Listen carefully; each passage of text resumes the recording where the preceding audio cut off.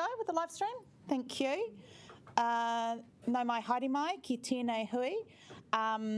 Thank you all for coming to this briefing. Obviously, this is a matter in which there's a high level of interest.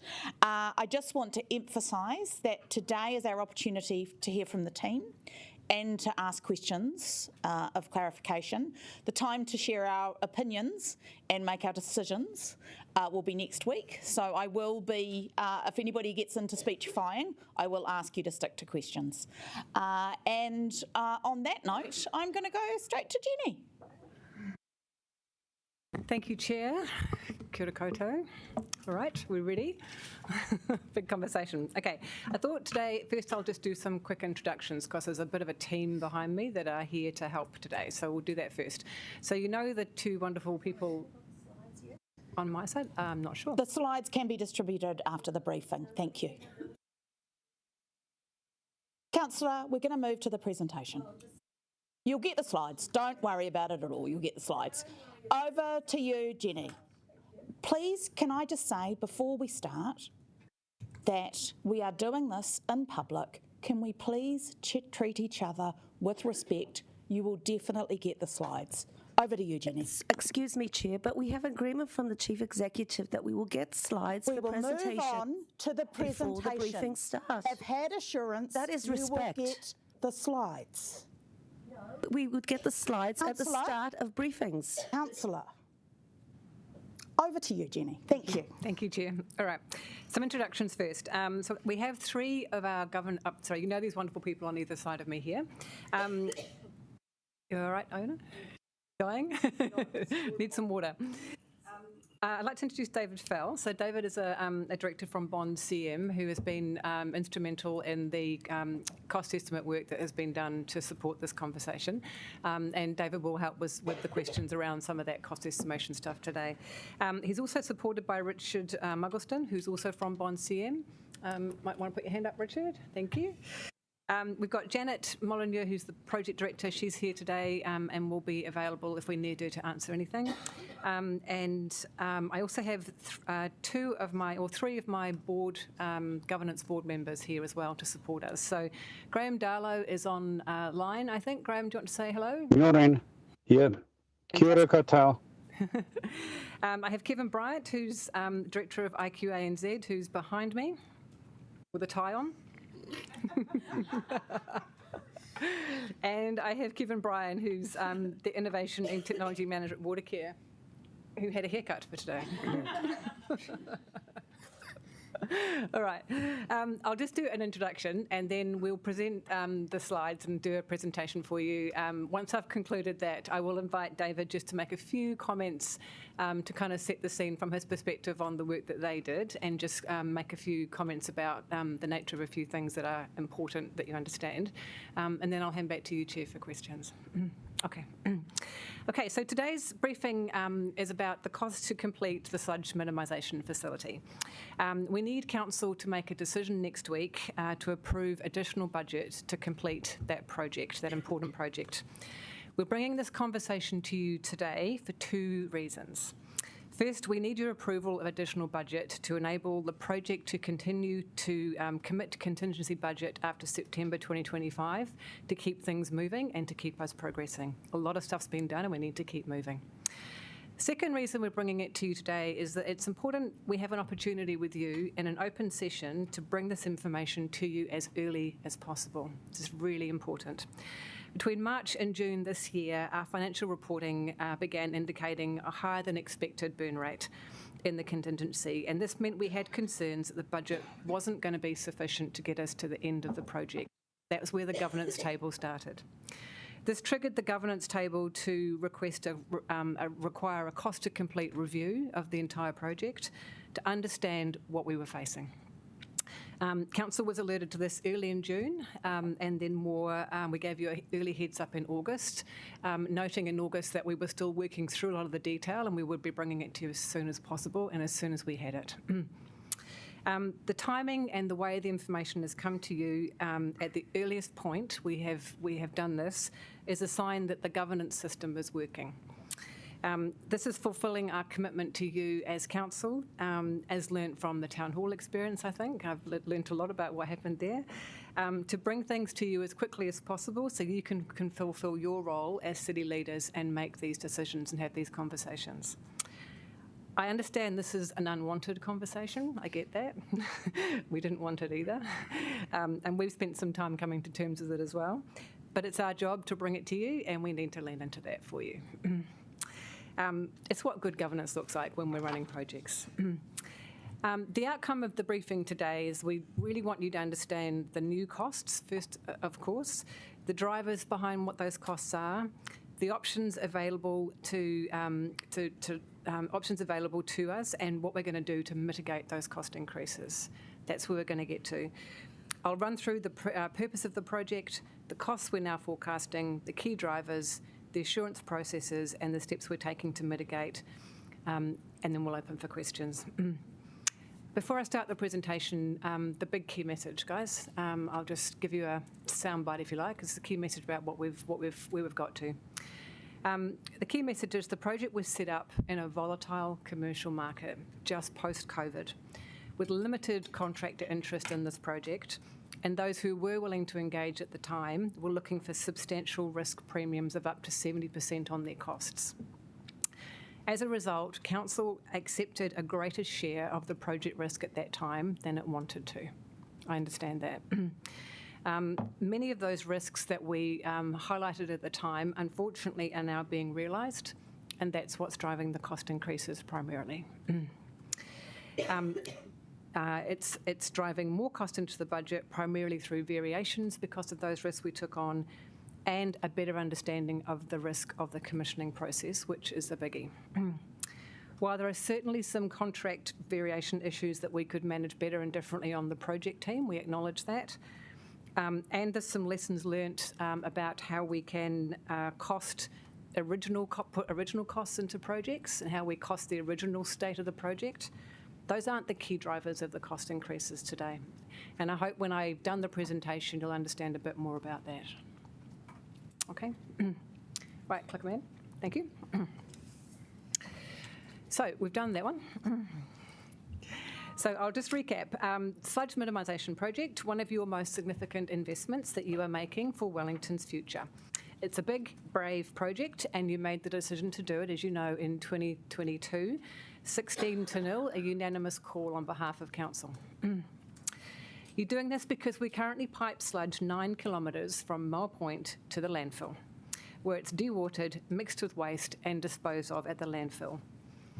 Our consents to do this expire in June 2026, where we have significant resilience risks in disposing sludge, and we've got an opportunity to do it differently through the SMF project. It's a really complex project. It's the first of its kind in New Zealand. It's brave for Council to be going into this. It carries a lot of risk from its complexity and the commercial environment I mentioned. Post-COVID, you approved a P50 and later a P80 budget, wrapped a competent project governance board around it at the time, with industry experts from across New Zealand, with expertise in finance, in water, in risk, in all sorts of things that we needed for the project. It was set up well with good governance. A couple of comments about how we chose the option to do this, because I think that's important we just set that straight. The option was picked through a Treasury Better Business Case process, which assessed 25 different treatment options and 2 potential sites. They were narrowed down to 5 options for detailed evaluation. Those options were then compared against a do-nothing scenario, which would have continued to have us truck the waste to the landfill, and involved which would have involved extensive trucking. And the criteria we looked at were things like achievability, affordability, mana whenua values, community and business needs, and value for money. This process that we chose, this project that you chose at the time, was the best as it was least complex than the alternatives and best met all those criteria. It was the decision at the time, and it was based on a really sound business case that was followed the Treasury Better Business Case process. It's important to understand when the contract was signed, as I mentioned earlier, and I'll go into this a bit more, the commercial market was still experiencing a lot of disruption post-COVID. There was a lot of supply chain volatility, labour shortages, inflationary pressures that reduced market and capacity and increased risk. And as I mentioned earlier, the contractors that were willing to engage wanted a significant premium on us, which was going to be very, very expensive at the time. At the same time, though, within all of that context, the progress and decisions needed to be made because of the June 2026 deadline at the landfill. So we had a volatile market in which we were trying to do a complex project, set up a complex contract, and we had a massive deadline. Those were all really complex and really important things for you to keep in mind, to remember, because it was a long time ago, 2022, to remember that was the context this was all set up in. We had to ensure that was all set up so we would receive funding and so that we weren't going to be banging into that 2026 deadline as well. So to ensure the project could proceed, you took on a lot of risk, and you knowingly took on a lot of risk at the time. It's more than you wanted, and I understand that was expressed at the time, but you knew that was what was coming. The risk was particularly at the interface between the joint venture parties and the designer relationship. And the risks associated with the commissioning process at that time were pretty much unquantifiable. That was a really tough one, and that was going to be a big risk into the project. At the time, we did put mitigations in place, recognising all that volatility and all that risk. There was early contractor involvement in doing the initial contract. And as I said before, you recognise this, and a really strong governance group was set up from the start, which honestly, when I came to this role a few months ago, I couldn't have wanted a better governance table. It's very impressive. It's important to note just briefly that this contract was all set up before the town hall issues started emerging. So opportunities, lessons learnt from the town hall project were limited at the crucial point when this contract was being set up. The timings were not sequential. This contract was being set up before we started learning about what was going on with town hall. But regardless, there were still some pretty impressive things put in place to mitigate the significant risks that the team was seeing with the early contractor involvement and the impressive governance table. Next slide, please. So why are we here, and what actually are the increased costs that we're talking about? So the why we're here point I'll address first. Between March and June this year, our financial reporting that comes to the governance table began indicating a higher than expected contingency burn than we were expecting. This meant, as I said before, we had concerns the budget wasn't going to be sufficient to complete the project. This triggered the governance board very quickly to request a cost to complete assessment to forecast and better understand what we were facing. And whether our budget was in fact sufficient. And that all kicked off in March this year and was the work between March and June. Council was alerted to this in June when we had that initial conversation, and at that point we didn't realise just how much the cost to complete was going to look at because we were still working on it. We thought it would be lesser than where we are now, but we alerted you to that in June, and then we gave you that heads up in August as things were still developing, because this is an important point to bring information to you as we learn it. The cost to review process included a report from RLB, who's our quantity surveyor on the project, and was reviewed by the Bond CM team as independent cost estimators to get a really robust cost to you, so that we've got a couple of really good sets of eyes and brains on this by people who know what they're doing. Bond CM was, I understand, involved in the original costing of the project as well, so know the project and know its context pretty well. So that's why we're here. I hope that helps you to understand what's got us to this point and how the process has worked, and in terms of as soon as governance saw it on the project, they requested the costing estimates, and as soon as we knew what it was, we're coming to you as city governors. So the heads up headline there on the slide is the project costs have increased from the June 23 P80 budget, reflecting the accepted 20% probability of additional funding that would be required. And the new range here is an increase of 83 million from the P80 budget of 428 to a range of 478 to 511 million to complete the project. That range is reflecting the differences between the two cost estimators, which shows you kind of how tricky this is. But we are going with the conservative 511 at the top range to be really conservative with this. I'll pause there for a minute and just, next slide. So a few comments on what's driving the cost. Basically, it comes back to all that risk I talked about at the start of the presentation is basically coming into fruition. It's manifesting. The complexity of the site, coupled with the incomplete design at the start when the contract was signed, which was a feature of the contract signing, and the interface risk that we took on, and the complexity of the commissioning process is all banging in together and is all manifesting in the increased costs now. The delays in design and the changes in design have extended the timeframes and introduced more cost into the process.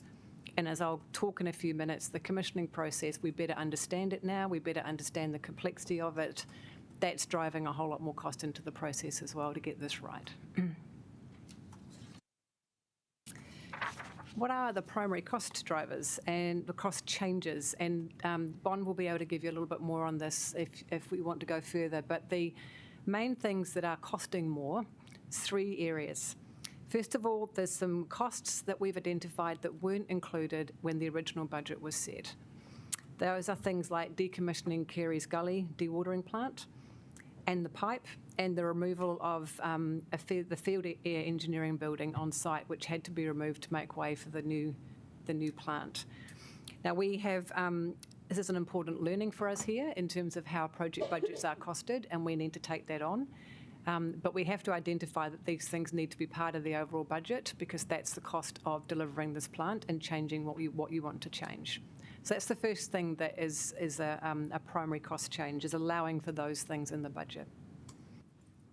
The second thing that we need to allow for is variations to the designers and for the builders, arising from changes to the design because of the fact that the original design was not finalised when the contract was signed.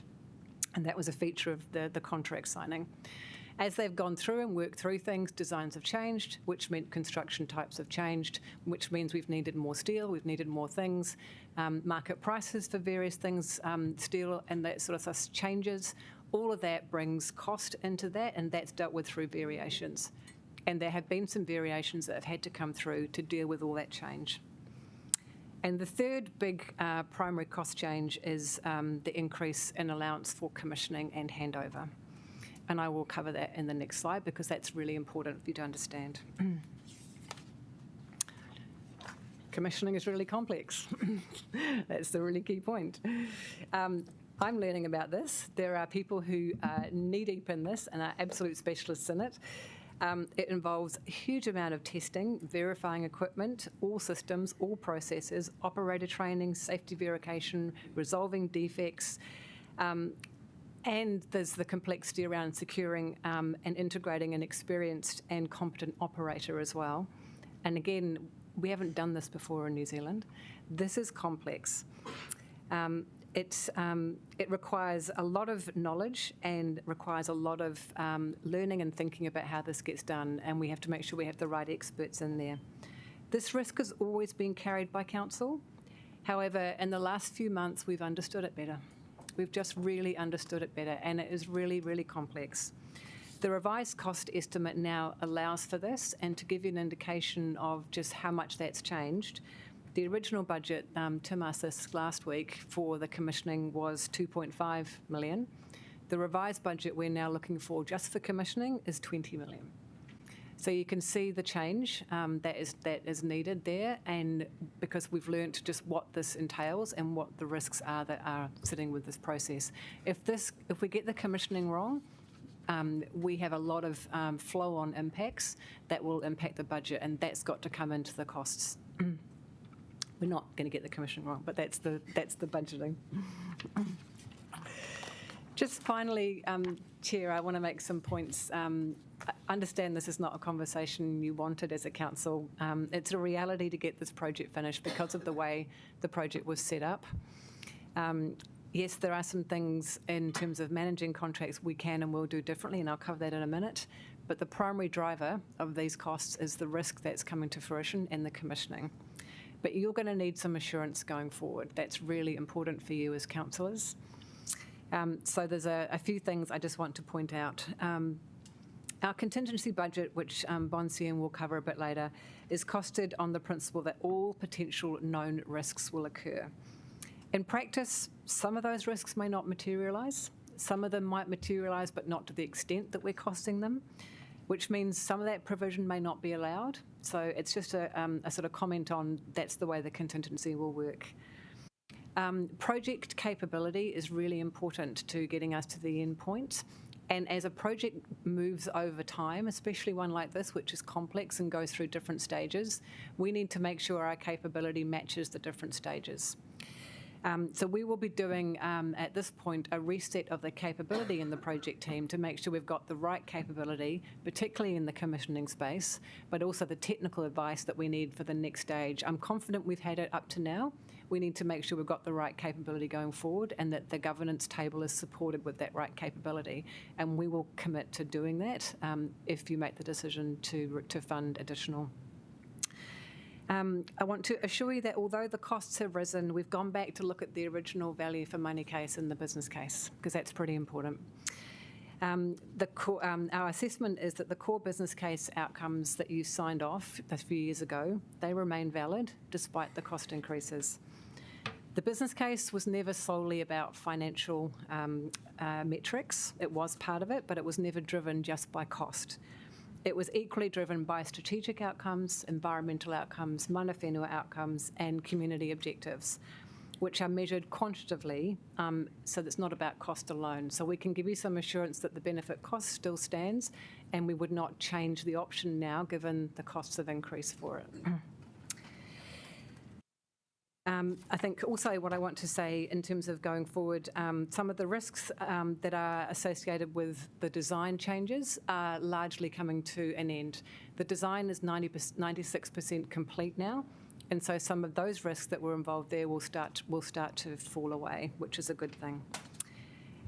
We've also strengthened oversight of contractor performance in managing those variations I talked about earlier. We've put in a key negotiator in to be on point with the contract negotiations and variation negotiations with Becker and our JV partner. So we've got some really tight oversight and management of just how those variations are tracking and what they will ultimately end up costing the project. That's really important that we get really good oversight of that. And I think we will continue with the really strong board and the governance because even despite all the great governance we've had, changing that would not change where we are today. We are where we are today because of the risks that was involved when setting this up. The governance board is helping see us through this. And the last point I want to make, Chair, is a really important point which we touched on with Golden Mile, is we really want to improve our reporting back to Council on the project. This is critical. As you know, I'm really keen on getting that relationship between your role and the SRO role cleaner. I want to set a frame up which will give you much more regular reporting across metrics, risks, opportunities, and key performance areas of the project going forward to its completion. So those are some of the things that I will commit as SRO in terms of assurance for you should you decide to make this decision next week to give the project some more money. So I will conclude there. I'll just give David a chance in a minute just to make a few comments. But I think my key message is the risks that you knew about at the start, that we all knew that you didn't want, but you took on. I understand that because of the brave decision you made at the start to do this enormous project, some of that risk is now playing out. And we need to cost it in. It's primarily in commissioning. Some of it is in some things that weren't included in the project to start with, and some of it is in variations because of those interface risks between the parties. We will do everything we can to ensure we've got the right capability and the right systems going forward, which I'm confident we do, but we'll improve them. Probably I'll leave it at that point. I might introduce David now and just ask him to give a few comments from his perspective on his approach to the costing, and then we'll hand back to you, Chair.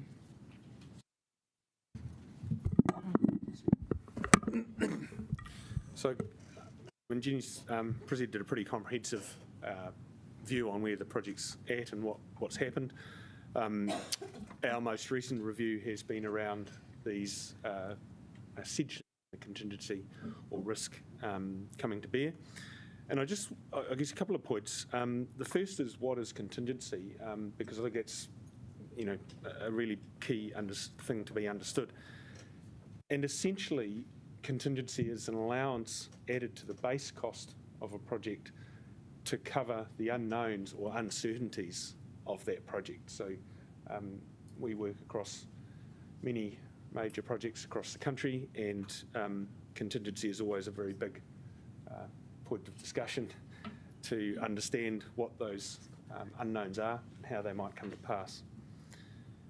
In terms of this project, when we had this most recent look at it, the biggest uncertainty remaining that we could see is the commissioning process.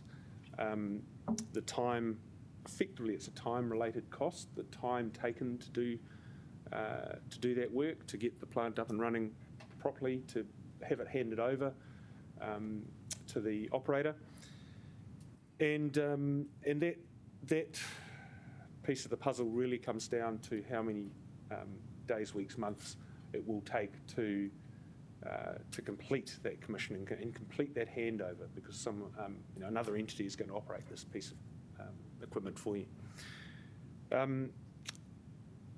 There was approximately 3 months allowed in the costings for commissioning as they stood when we looked at them, and we felt that was insufficient. And all things going smoothly, that would be great. The likelihood is things won't go smoothly, well, not everything will go smoothly, and you might need some more time. And so we suggested a larger amount of time. We calculated actually another 6 months should be added to that process or 6 months of cost be added to that budget to reflect those uncertainties. A key point about contingency is that it shouldn't necessarily get spent. Jenny alluded to the same thing. It's an allowance to cover things that might happen, not things that will happen. So the building is built, or being built. That's an understood piece of the puzzle now. The commissioning isn't underway. It's being thought about and being planned. That is still an unknown in terms of duration. That's probably all I would say at this point around those aspects.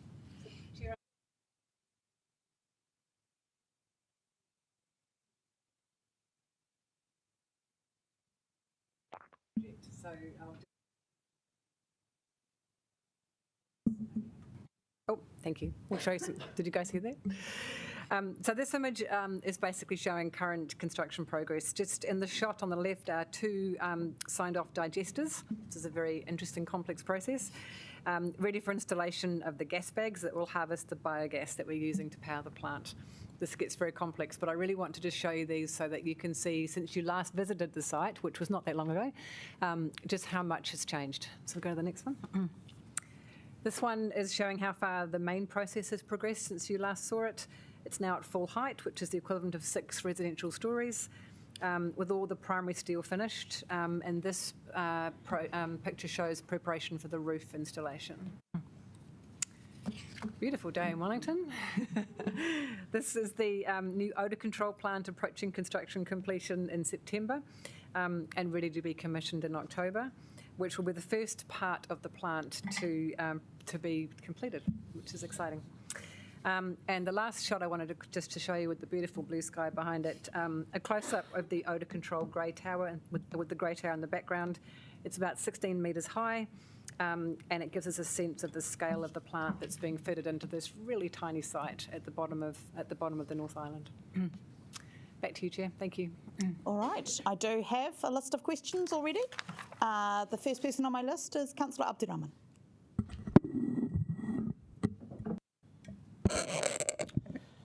I just have an email here. I just want you to confirm first.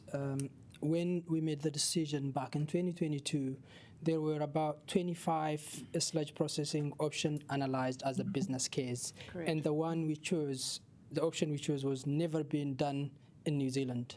That's correct, Councillor.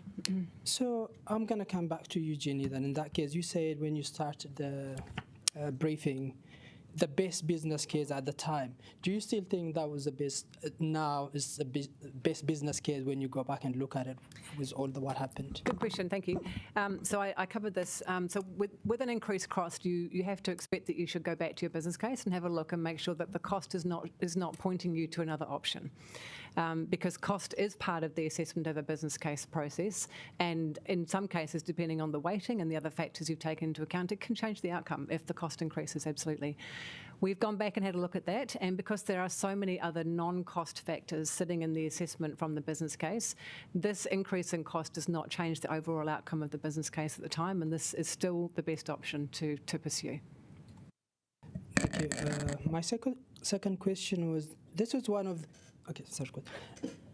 My other question was, when we made the decision, new council just only 2 months to it, how fair it was to put such a big project in front of councillors when the design itself was not finalized? I just want to know so we can have a learning lesson in going forward. So we make a decision of $500 million project, and the design was not finalized. Now it's coming back to bite more than 20% escalating cost blowout. Councillor, it's not really something I can comment on. I can appreciate the size of the decision that faced you when you first came in, but it's not really for me to comment on the appropriateness of it coming to you at that point. But I appreciate it was a big decision. I will point out that it was unanimous. The other thing I would just add, Councillor, is that at that time we were facing timing pressures, that in order to get the IFF funding, we needed to make decisions at that point. If we hadn't, we would have lost the funding, and the whole of the project would have need to be on balance sheet, and that was one of the key drivers for bringing the decision at that point. Last question. Yeah, sorry. Can I just also double check? There had been previous decisions related to sludge. Yes, that's right. There'd been a range of previous decisions. The preferred option was endorsed by the previous council in the triennium 6 months previous, and then the December 22 was essentially the no-go approval of the final business case. And the budget included in the LTP? Yes, that's right. Cool. My last question is, when the budget was locked in, how many % of the design was finalized? 60, 100, 99? How many %? Developed design was nearing completion, but what we have learnt since then is that it is one of the challenges with this site is the seismic challenges and the shop drawings, which is the very, very detailed designs produced by the engineers and reviewed by the manufacturers of the plant. That is where a lot of the delays have come in because of the seismic challenges of the site. So whilst design was reasonably well advanced, particularly in June 2023 when we came back to you most recently, it's in the actual implementation that there was still significant risk, and that's what we've seen play out. Councillor Randall.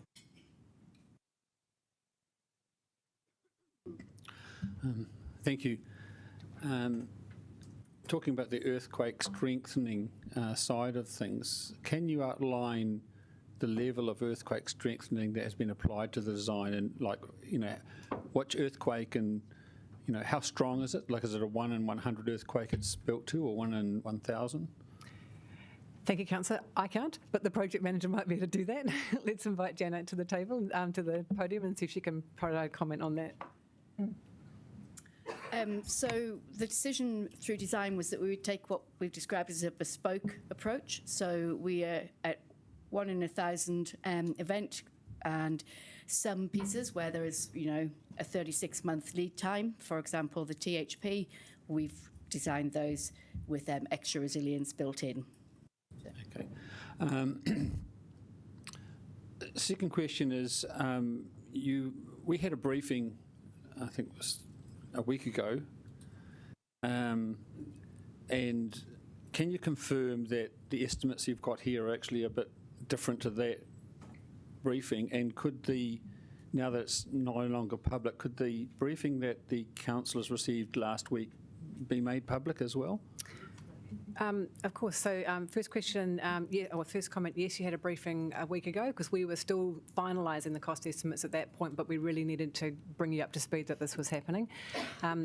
Second point, yes, they've changed since last week because we've still been finalising them.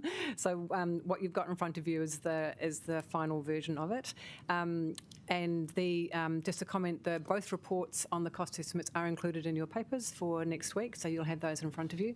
And yes, this can be made circulated as you wish, Councillor. We didn't record that briefing. No, we didn't. It was just a conversation. Share the slides. Yeah. We had the slides. Those slides could be made. Look, Absolutely. Look, that's fine. And look, I actually respect and thank officers for the briefing. I think the transparency that we're doing, we're not just trying to do, is commendable. Thank you. It's always easy to do it with good news, but it's much harder to do it with bad news. I know. So my last question is, in terms of when the actual plant will come online and the plant starts to get paid for, it won't be City Council ratepayers who will really be paying for it, will it? Who will be really paying for this cost overrun? I might defer to my colleague at that end. We do need to come back to you on that, Councillor. So as part of this, we do obviously need to look at how we're going to fund this. We do still have an amount within the levy itself that we weren't going to be using, so we can use up to 400 million in the levy, so there is some availability to us. And my team are now doing some work to think about what are the options in terms of how we fund this. The recommendations that are coming to you next week do suggest that we fund it through debt at this point in time, and that would be council debt at this point in time. We don't have any agreement to pass it on. However, we are doing all we can to look at other alternative funding options. And we do need to have conversations around that because we have a funding partner here being central government. So we need to work through that carefully, methodically with our partners. And when we've done that, we will bring you a separate paper with those options to you. Yeah, but so this does get involved with Wellington, the Metro Water setup as well, doesn't it? In the You're on passing your of that fourth asset. question. I can answer it now. I'll come back to you. Go back on the list. I just want to note, because in this Merck conspiracies are born, the briefing we had was the week before last, not last week. Deputy Mayor Foon. Yeah, kia ora, thank you. Just back to the benefit cost. So you're giving us assurance that it is still more beneficial to continue this project than a do nothing option, i.e. continue with the status quo. Okay, can we have a reminder of the life cycle of this project, please? Is that something we can, Janet, is that something you can cover? Thank you. Okay. So, as with other infrastructure projects, the building duration is 50 years. The capacity has been built to match Wellington City's growth up to 2073. So we start with a plant, and that was part of our value engineering decisions around that. So 50-year cycle on the building and matching, correlating capacity. Great, thank you. And last question, so do we have any idea, can you explain any rates impact for us today, please? I don't have that information available. We've put as much as we possibly can in the paper. We certainly wouldn't have any rates impact in the next year because we can rely on the funding of the levy. It would be beyond that, and we're wanting to ensure that we look at all possible options to mitigate those increases and to make sure that we take forward the cheapest possible option to our ratepayers. Councillor Pannett. Thank you for the upfront briefing, and I appreciate it is the first in the country, so that does have a lot of risk.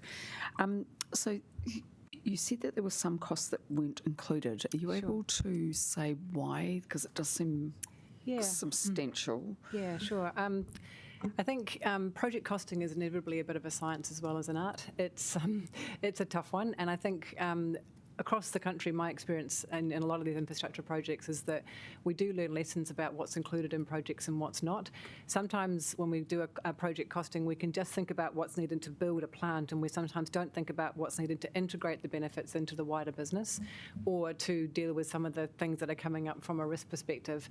And I think in hindsight and what I've seen since I've been here, that's probably the lesson learned for this particular project, in that there was some things that we didn't include because we didn't think they were directly related to the project at the time. And those things are things I see, like the dewatering plant, the pipe, and some of the issues around resource consent is slightly different, but it's some of those costs. It's a lesson for us, and we absolutely have to acknowledge that. It's not uncommon in my experience from other projects I've been on, but we need to do it better as a NZ Inc. And I presume as we go through the process that any opportunities to value engineer the cost down will be taken up? Absolutely, and the project director will tell you that she's been doing everything she can to the point to do that, yeah. And just a final question, if we were doing another innovative project again, what would be the main lessons learned to avoid the sort of increase in costs, do you think? Great question. We might need to have a think about that for the council meeting, because that's a really good challenge. Yeah, can I do that and come back to you? Yeah, that's fine. Yeah, it's a great. I do. One point I want to make is we will commit, as the chief executive has already committed, to a post-project review, which we will absolutely do. But it's always good to keep reflecting as we go. Councillor Chung. Thanks very much. I have 4 questions. 3 now, and then I'll put you back on the list. Okay, take 3. How experienced is the operator that we're actually going to get? Like, are they shouldering any risk of blowouts there as well? Because we don't understand what the operation costs are going to be at the moment, do we? So, through you, Chair, it's probably not appropriate that we talk at this stage about the operator, because we're still in negotiation with the operator contract. So I'm really happy to, once that's finalised, to provide that information to you. But it's probably not appropriate we do that right now. Thank you. Okay, that's great. Second question is that we've talked about this being a first for New Zealand, but what's the experience in overseas? Like, are there other previous projects overseas that have been done, and what did we actually learn from those? Yeah, great question. So I'll ask my colleagues behind me to comment. We did send one of our staff members to Scotland to have a look at the plant over there, who brought back some lessons. But Kevin or Janet, is that something you might want to, or Scott? So yes, we did do, as part of our due diligence, we visited a number of sites in Australia, America, and then, as Jenny quite rightly says, the most recent one was to a site that is being operated in Scotland that has very, very similar equipment and is currently operated by the provider that we're in negotiations with, so that we could see them working on a plant of our type in a real live situation. Okay, so were there learnings from that?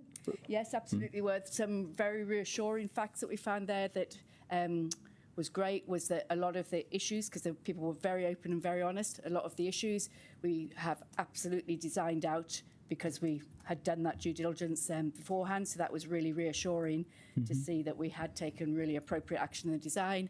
And we also did learn about operator cost and the need to bring in experienced operators so that we can then train our own here in New Zealand. Okay, thanks. I have one more, don't I? Yes, you do. Yep. Okay. Similar to Deputy Mayor Foon, if we were to vote down this approval for the 83 million next week, what is the plan B? It is absolutely open to you to decide not to approve the budget increase, but there would be very significant implications. Council has contractually committed to completing this plant in our IFF contracts with the Crown. So that would expose us to significant damages from the Crown. It would also mean we would have a site that was out there that would have to be shut down, and it would be a significant sunk cost in terms of obviously what we've spent in machinery we've already purchased. And it would not allow us to actually satisfy our objectives in setting out this and what we set out to do. So we would still be in the position where we would need to truck that sludge to Martin, which comes at a very significant cost. So whilst it is absolutely open to council to do that, that is not our recommended pathway given those implications. Great, thank you. Councillor McNulty. Yeah, three from me. So this morning we've learned about two projects where essentially the design hasn't been finalised, and then that's resulted in extra costs. Obviously, for Golden Mile, we've been able to wind that back before it hits the ratepayer. What's our learning from that moving forward? I think through you, Chair, I think my first comment would be that entering into contracts when designs are not completely finalised is reasonably common.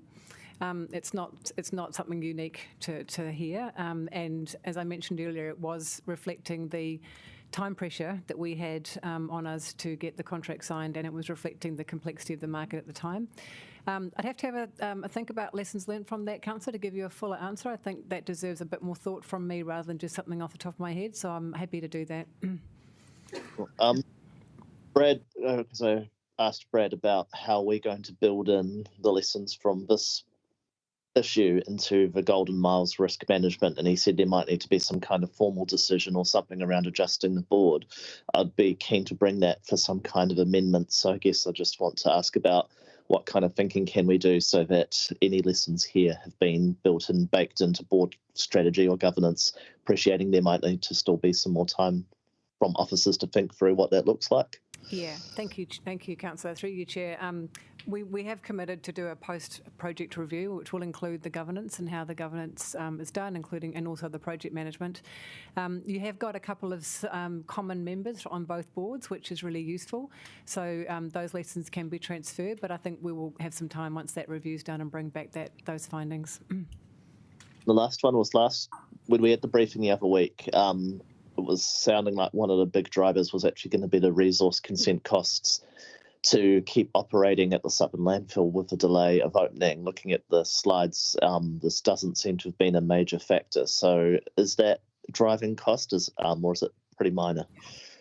So the extension to the resource consent is needed because the project has been delayed, and so we need to continue to put sludge to the landfill.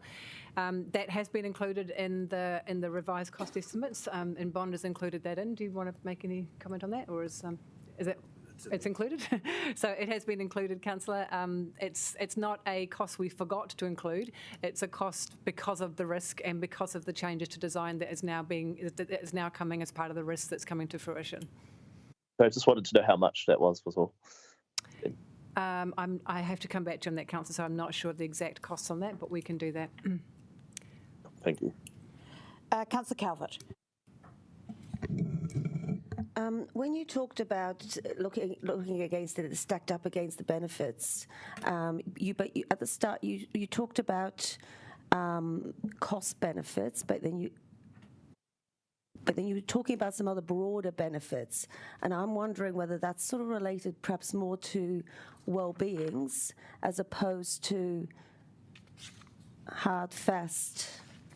And so you may not be able to answer me now, but what I would really like to see is your assessment. I'm assuming there's a written analysis of when you've gone back and looked at the benefits and the cost, what there is, because I suspect that some of the benefits that we factored in may not, going forward with a project, we might not necessarily factor in going forward.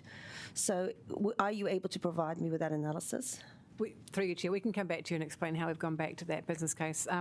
The point I made was that financial considerations are a factor, but the other non-monetary or kind of more qualitative, that one, factors such as mana whenua values, affordability, community and business needs, all those things are not cost quantified. So they do sit alongside in the assessment criteria, but we can provide you. Yeah, it would be good. Yeah. Can I just add, Councillor, the business case is really clear that if cost was the main driver, then you would not do this project. Our whole comments are made with that context in mind. Okay. When you gave us a heads up of this 2 weeks ago, even though you're still gathering information, and thank you for that. But my understanding is you gave that so that when we made a decision to commit more money, or this council did, for another waste project, organics processing, you wanted us to take into account the current situation around the sludge minimisation. Is that correct? So the reason we gave you the heads up 2 weeks ago was a couple of things. Full and frank disclosure, so just bringing information to you in a timely manner. And we are very committed to our commitment to you to give you information that you need for other decisions that you're making. So it was really just to enable you to know what was coming here so you could take that into account in what other decisions you were making. Okay, thank you. Just also a reminder, Councillor, through you, Chair, we also provided a heads up in June at our elected member ELT only time. So we highlighted then that we had concerns and that we were looking into it at that point in time. So this has been an ongoing conversation. So just, I've got more questions, but my final one for this round is the price has gone up 20%, roughly.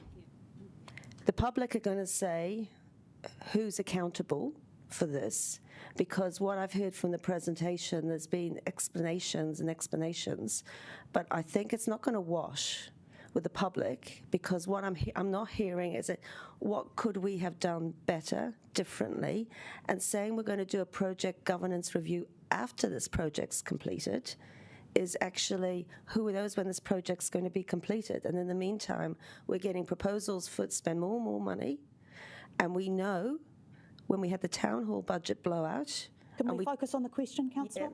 So when, what do we say to the public? Who's going to be held accountable?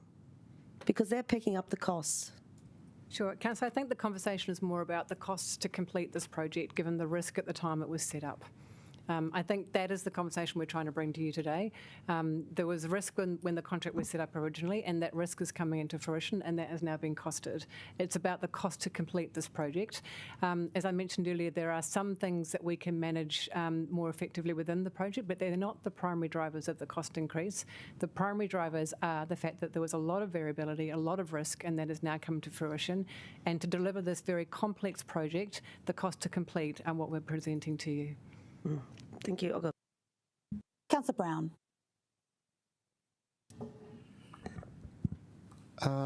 Just a couple of questions and sort of following up on, of course, everybody else's. If you were doing this again, if you were starting again, do you think you would have actually ended up with a higher estimate of at the outset? I mean, or would you have made the P20 clearer? Because I mean, it did strike me that actually the job which you guys had done in terms of providing us with information at the outset was actually a very high quality, but there were intrinsic uncertainties. And I mean, it's not. We heard from this morning from Brad about spent a lot of time planning and then executing as quickly as possible. But on a project like this, you're always going to have to actually conflate the two issues, aren't you? You're always going to have to learn on the job, so to speak.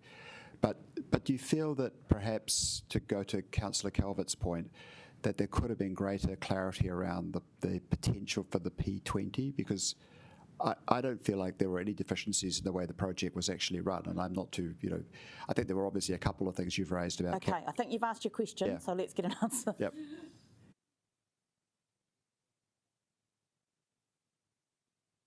Dave. I think it talks to the fact that there was a perhaps an optimistic view on what the project needed to be delivered at that point in time in terms of scope, and as our report notes, there are a number of things that weren't in the scope of the original cost that are in the scope now. Is that a function of a contingent allowance? That could have been. But equally, having a full scope for a project in the first place is very important. It's kind of a slightly confusing answer. Sorry. But, I mean, my basic point, I guess, or my basic question is that this was always a project with a P20, right? Now we've at the point in time that we were originally estimating, if we had estimated a P100, we would have ended up with a project that was a lot more expensive, right? So while at the time we took 20% risk at a dollar figure, today we actually have got a project with far less risk in front of us, don't we? And we know that the cost, has gone up, but we do have to look at the cost and risk components together. And there are benefits in where we are today. Question. Is that a correct interpretation? I think that is. I think we've, as I said before, we're now costing all our known unknowns into the budget. And I mentioned earlier, it's at a conservative estimate, so that we are at the top. We're going for asking you to approve the top end of those estimates to allow us the space to deliver this project. Yeah. Councillor Rogers. Yeah, I think this might end up being somewhat a clarification of Councillor Brown's question. But I guess in his discussion about the risk of a P20 being separate from the cost that we're now looking at, where you've said we've included all of the risks that are possible materialising, is it then sort of saying that that upper range estimate is what we would consider to be our now P100? I guess it is fair to say that, but I would suggest that there are inevitably unknown unknowns that still remain. So that's probably, we haven't done an analysis of the probability, but it's probably in the P90, 95 type of area, because there could still be things that happen that we don't know about. Okay, thank you very much. All right. Is there anybody who hasn't asked a question before I go to the second round? No, that appears not. Could we try and do two each, just so we make sure we get through everyone? So I have you first on the list, Councillor Randall.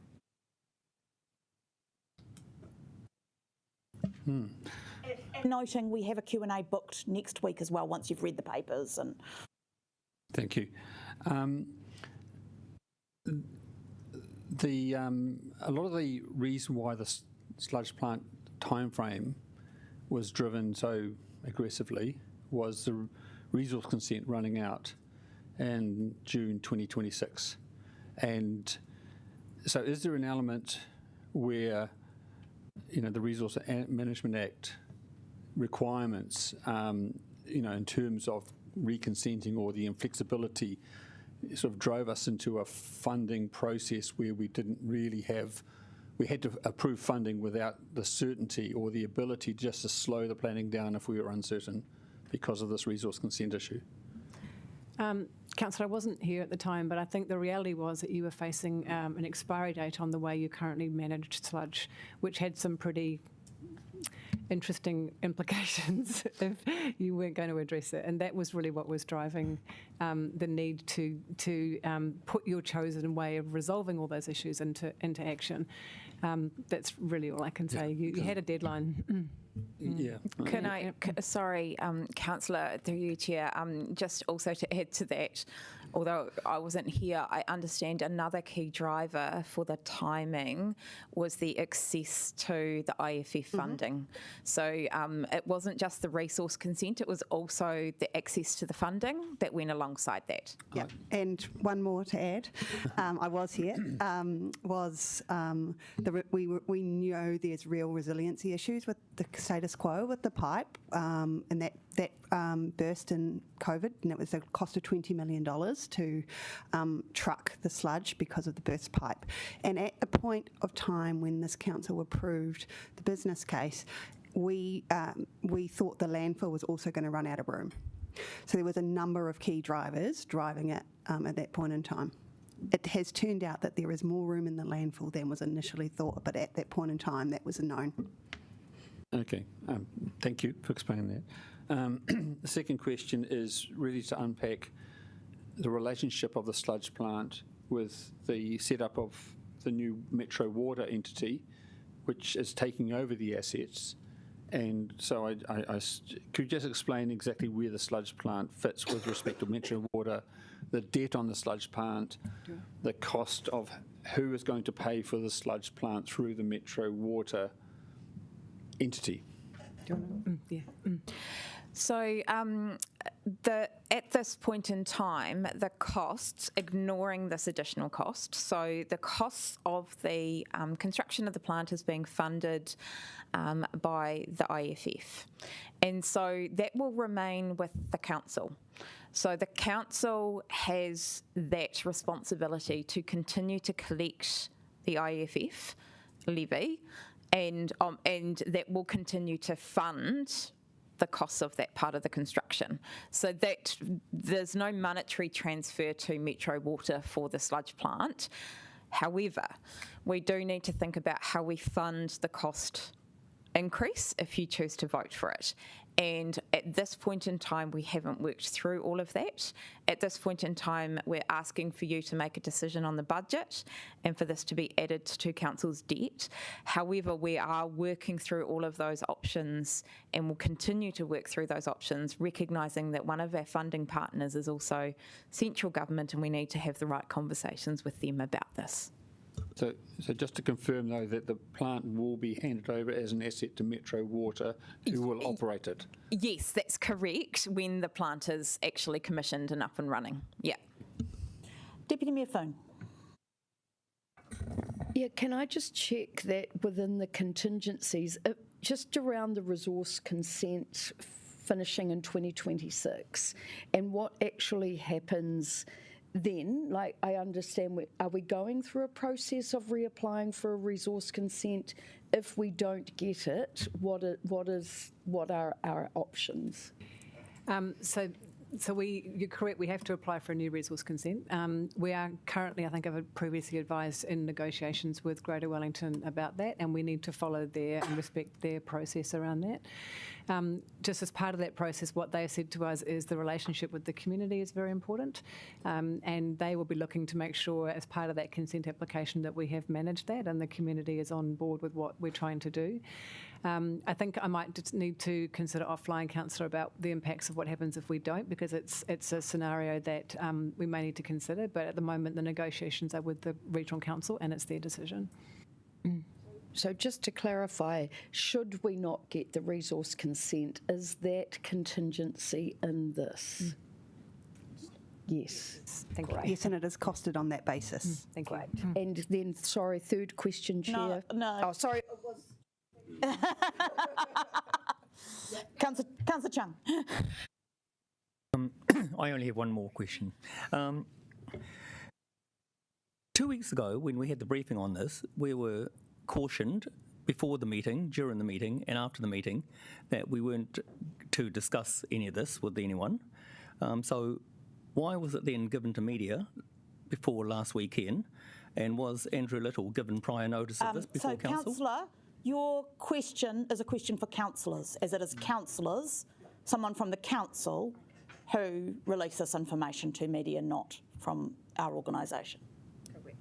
Yeah, correct. That information was never provided by staff to media or to anyone else outside of you. Councillor Abdurrahman.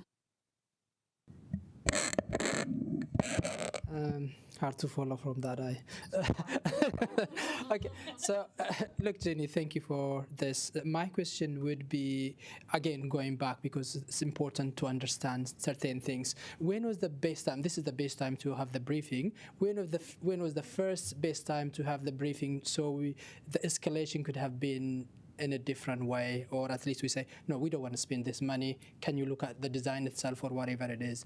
When was that? And if it was at some stage, who should be kind of accountable, the management of or the contractors? Or I just want to understand. Sure. In my view, Councillor, the best time for the briefing is now, because this is the time we've only just got all the information for you, and we want you to be briefed fully, so you've got all the information at hand. We didn't have that information before last week, so the best time for the briefing is now. Can I just add, Councillor, just a couple more things is In June 2023, we came back to you for another budgetary approval because the costs were going up, and we gave you that advice at that point, and we got an increased budget approved. And then last year in August, we came and gave a briefing to Council on the cost pressures facing the project and some of the extension of time claims we were facing primarily because of steel. All of those relate to exactly what we're talking about today. So we have continued to give you those heads up as we've had major developments in the project. It is really only now that those developments have shown that we believe we will run out of money, and we needed to come to you to get that budgetary approval. So, second question? Yes. Good. My second question is, in the briefing that we had before this, Brad was saying, example, how the one on the corner of Corney Place and Cambridge Terrace, 41%, but the budget is also progressing at the same level. Actually, it's less than 50%, which means it's showing how that is working through when it's compared to the budget. For this project, was it just about a month ago or two when the contractor said, "Oh, we found this," and then it's going to escalate to 80%, $80 million? How the whole thing played out through the project, and did they communicate that to you from the contractor side? Because it's not like one night the whole thing blew to this level. No, I do think this context has been covered as part of the presentation, but if you want to recap it, Jenny. Sure. Thank you, Chair. So I did cover this. This is good governance working. The contingency spend started to go down at a rate that we weren't expecting in about March this year. That was when the project governance boards first started to see that, and then started to ask for cost to complete estimates. That work does take time, so between March and June, that was what was being done. But the information the governance team was getting showed that was happening, and that's when it started to jump on it. Councillor Calvert. Thank you. And when is the project actually due to be completed? Handover is December 2026 at this point. But there are different stages before then, which include handing over for commissioning. Okay. So will officers undertake to do a thorough review of the project prior to the end date? Because what I'm concerned that we've had reviews and prices have gone up, but we're not actually seeing more in depth what we could have done differently.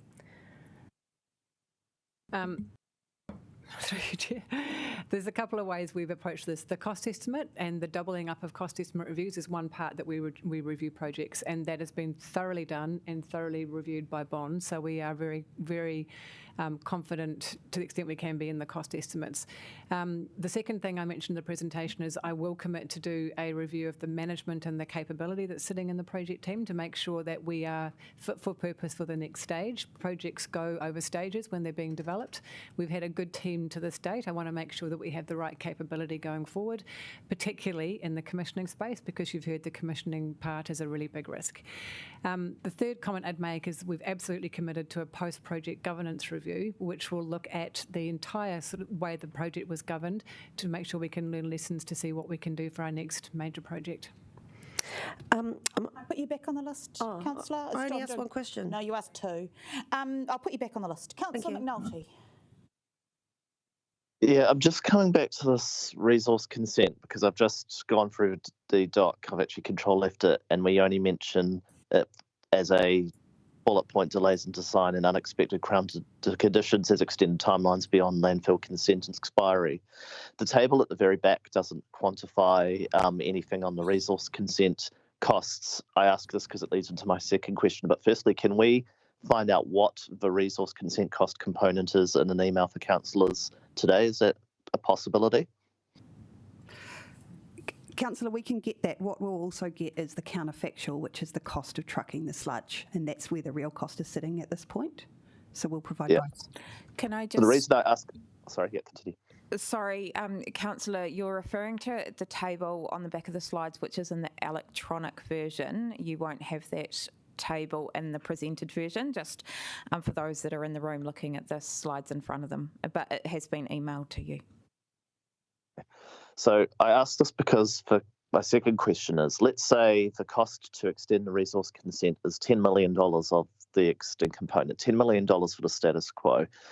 Is it possible for this council to write a letter to the governance, so the actual regional councillors of Greater Wellington, and say, can we ask you that you instruct your staff to not prosecute Wellington City Council if we breach this resource consent in terms of providing ratepayers, relief? That's, I know that's quite an extraordinary approach, but this is why I'm getting at it. Do you know if Greater Wellington councillors could actually instruct their staff to say, look, this is an extraordinary circumstance. It's money for maintaining the status quo. We want to instruct our council staff not to continue if Wellington City Council falls out of compliance with the status quo.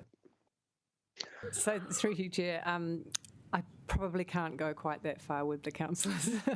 I would just note that very early in this year, Andrew and I met with the Chief Executive at Greater Wellington, and we had the conversation about this is important for the city, and he does understand that. He wants to make sure that his own processes are followed, but he was also very clear that he wants to help as much as he can within his constraints, because he understands the importance for the city. That's probably all I can say. Thank you. Councillor Rogers. Yeah, you had mentioned the commissioning a couple of times, and I remember first sort of discussing this around the site briefing in March. But I guess I would still like to have some more certainty, and it doesn't have to be in this forum, around the process that we are going to go through for commissioning. But the kind of question that I was wondering if you might be able to ask now is the budget that was provided on that slide, is that also the upper end estimate for the cost of commissioning? Do you mean the slide at the very back, Councillor? The one that went from 2.5 to 20. Oh, yeah. Cool, thank you. All right, just checking in before I go to a third round. Is there anybody who didn't have a first or second? No? Okay. Councillor Randall. Yes, this is probably for Chief Financial Officer. In terms of the impact of taking on this debt, what would that do? And, if the council decides not to make any other equivalent savings, what will that do in terms of the long-term plan's direction to restore our insurance debt headroom? So we have set a debt to revenue ratio to ensure that we've got a buffer to create that resilience, and we've set a debt to revenue ratio to 200%. It will certainly take us longer to get to that 200%. It's very difficult to forecast over that period of time because, of course, we're looking at some big assumptions in the outer years, but it would certainly push that period to where we could get within that 200% out by at least a couple of years, I think, is what we have estimated. Okay. And can I just ask, in terms of us being informed of options to fund it, that the impact on the long-term plan and the long-term plan's restoration of Absolutely. And what I would also note is the reason that we have a 200% debt to revenue ratio is because we also don't have complete information about assets, and we have also entered into P50 contracts and other contracts that we've estimated the budget for. And that's why we have that 200% ratio, because we know that there could be additional costs that come our way. If an asset was to fail, because we don't have the good information about it. So that 200% to 280 is not just about earthquake resilience, it's about the entire resilience of our asset base as well, for other costs. And yeah. Thank you. Deputy Mayor Foon. Actually, Councillor McNulty was getting into my question. I think what I would ask is, what was the percentage of contingency that has been assigned to us not getting the resource consent?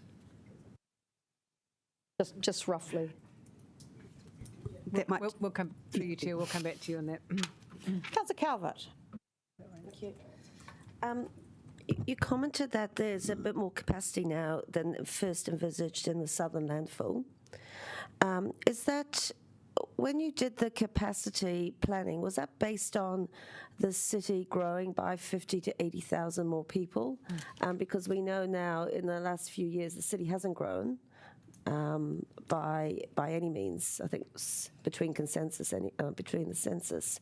So has that been a factor? I think I can speak for my colleagues at the table who weren't involved or here at that point, that they won't be able to answer, and I can only give you anecdotal as a person who was involved in some of the governance groups, so it's probably something we should best come back to you on. Thank you. That's my question for now. Councillor Rogers. Apologies, I realise that table at the back answered the question that I asked beforehand, but it has raised another question for me, which is just looking at the forex and escalation costs. As the project has progressed, we've seen a decrease in what we've predicted those to be. Is that because those costs have been included in what has occurred and is therefore part of the construction budget, or are we actually realising that there is less risk there? Effectively, the forex was associated with buying stuff from offshore. A lot of that's been done. So that's done and dusted. Escalation continues. So that's associated with the fact that this may take more time. So there's an allowance to have that increased. I don't see any more questions. So before we finish, I just want to thank the team. I know the enormous amount of work and pressure that individuals have been on since this issue has been identified to get the very good information that we have before us today, and we will have more in the paper. So Thank you. My thanks to you. Chair. Can I just clarify, when would the paper be released? Shortly. Sort of hour? Which hour? I would assume that it's nearly ready to go, actually. I can follow that up. That'd be good. Thank you. Thank you, everyone.